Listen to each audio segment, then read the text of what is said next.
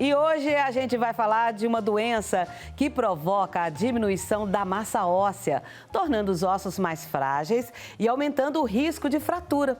Estamos falando da osteoporose. Essa doença atinge principalmente as pessoas com idade acima de 50 anos.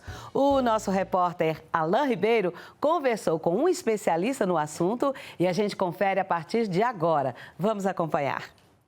Não é difícil conhecer alguém que sofre com as consequências da osteoporose. Essa é uma doença que atinge principalmente as pessoas mais idosas.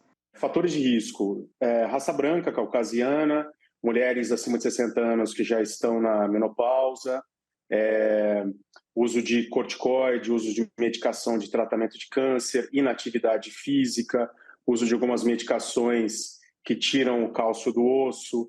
A osteoporose pode ocorrer em ambos os sexos, porém possui maior incidência nas mulheres, principalmente após a menopausa. É muito raro osteopenia e osteoporose no sexo masculino. Quando a gente tem osteopenia, osteoporose, perda de massa óssea no homem, geralmente tem algum fator endocrinológico forte por trás, queda de testosterona, queda de toda a cascata da formação da testosterona. O fator idade também é decisivo para o surgimento da doença. A mulher tem um pico de acúmulo de cálcio aos 18 anos. A partir daí começa a cair de maneira lenta, progressiva. É muito comum mulheres abaixo de 60 anos já terem osteopenia e nem saberem disso. E a partir do climatério, a partir de quando a pessoa tem aquela queda abrupta, né, das taxas hormonais, principalmente do estrógeno, aí ela despenca e entra na osteoporose. Então, ela é totalmente idade dependente.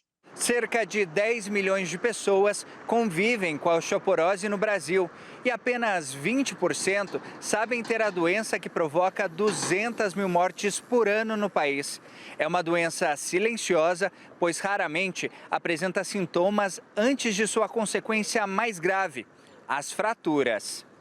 E o grande problema são as fraturas, né? Então, como eu falei, estatisticamente, a pessoa com osteoporose, a principal fratura, né, é de colo de fêmur, ou um pouco abaixo do colo do fêmur, chamado de subtrocantérica ou transtrochanteriana. Geralmente são pessoas que, por diversos motivos, ou acidente pessoal, ou porque perdeu o equilíbrio, cai, né, e acaba tendo a fratura. E um dado importante é o seguinte: quem tem a fratura do colo de fêmur por osteoporose, e mesmo que seja operado e faça placa, haste, etc., e volte a andar, a taxa de mortalidade nos 2 próximos anos é de 20% acima de quem não tem essa fratura.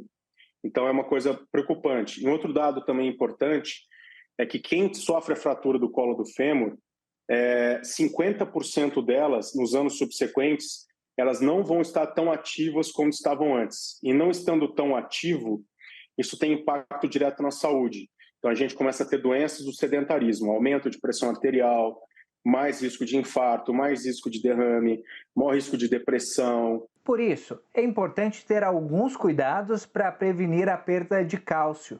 Ingestão de alimentos ricos em cálcio no dia a dia, ovo, espinafre, queijo Minas, são alimentos ricos em cálcio, primeiro ponto. Segundo ponto, e o mais importante de todos, que é dentro da minha especialidade, que eu sou médico de esporte, é prática esportiva.